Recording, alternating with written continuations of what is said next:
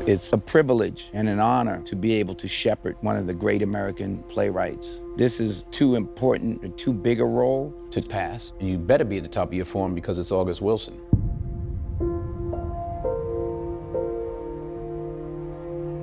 Look, boy, the white man ain't gonna let you get nowhere with no football, no way. Now, you get your book learning so you can work your way up at the A&P and learn how to fix cars or build houses. You get you a trade. This way you got something can't nobody take away from you. The material is a masterpiece. I was so determined to make this film, but it's a tremendous undertaking, trying to act in it and direct it. So I had so many hats to wear. As the director, I want everybody to be great. Ain't talk about baby, you know you always be #1 with me. That's what you were talking about. What Denzel does best. That's why I love this woman. Because Denzel is a great actor, he understands what the narrative needs to be authentic. Gabe, you all right. Lying. The king of the jungle. You staying for supper, Gabe? You want me to fix He it? assembled the perfect team for that. I think the smartest thing he did was we did the play first. So he knows Troy. When I was approached to do the 2010 production, Scott Rudin went to Denzel to direct and star in the film at that time. But the greatness of Denzel said, I'm not ready to do the film now. I want to do the play first. We did it 6 years ago, but I didn't know the material to the degree that I do now, because now I'm invested in all the characters and in the story, not just Troy's story. It took that long for me to get up the confidence or nerve to come to the place where I felt comfortable To say, now we can make the movie. Answer me when I talk to you. Don't you eat every day? Yeah. Nigga, as long as you in my house, you put a sir on the end of it when you talk to me. Troy is a man who is extraordinarily flawed, but doing the best he can with what he knows. You a man. Now let's see you act like one. Turn your behind around and walk out this yard. And when you get out there in the alley, you can forget about this house, see? Because this is my house. It was a tougher time. It was a tougher love. That's the way it was. It's specifically an African-American family, but it's a struggle that's beyond all race or culture. Now, I don't give you everything I got to give you. I give you your life. For Denzel, I think Troy already was in his blood.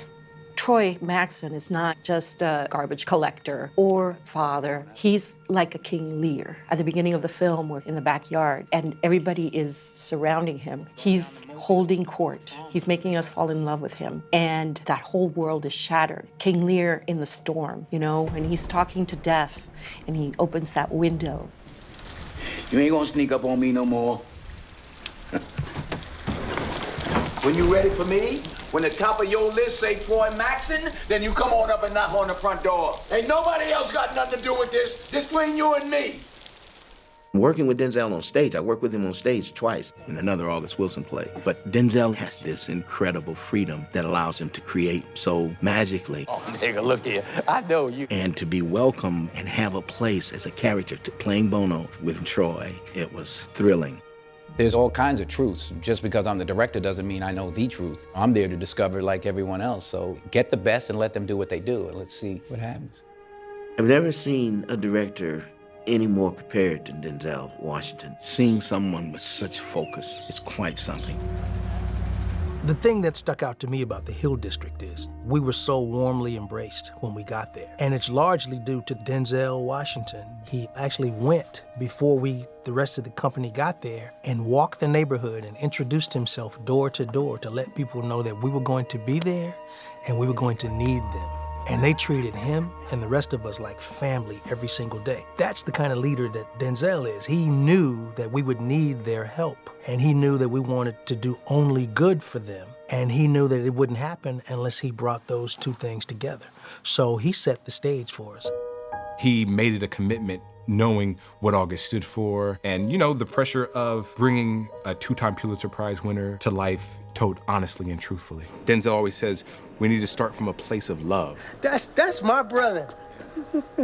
If you wanted to change me, you should have been there when I was growing up. I come by to see you, ask you for $10, and you want to talk about how I was raised? You don't know nothing about how I was raised. It felt like a natural transition for him to go from acting to directing. But it's humbling because you watch Denzel, and he does it with so much grace and with such an ease.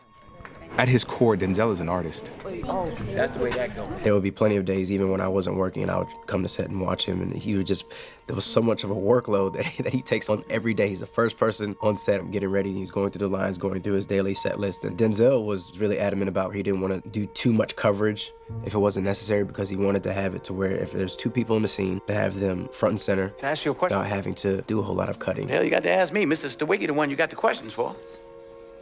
How come you ain't never liked me? I felt it was easy to keep that rhythm because of Denzel's direction. August had a lot of esteem for Denzel, for sure. I think that August, if he had been on the set, he would have been delighted. He would be over the moon with this film, with the acting, and the great care that not just Denzel put into it, but all the people that made it possible. You better get out your bank book. And I swear there were times when I felt like Denzel was channeling August. You know, I would say, oh my gosh, you know, August would have said that line exactly that way. I done tried all my life to live decent. Suddenly the world got big. It was a long time before I could handle it. It is now time for this film to reach the world, to reach millions of people. There's also another generation that may not know who August Wilson is, and they will experience the story, which is so impactful. I just try to be true to the material and to serve August Wilson as best I can. To be a part of that is an honor, and I take it seriously, and I'm happy to help share his brilliance with the world. I'll be ready for you.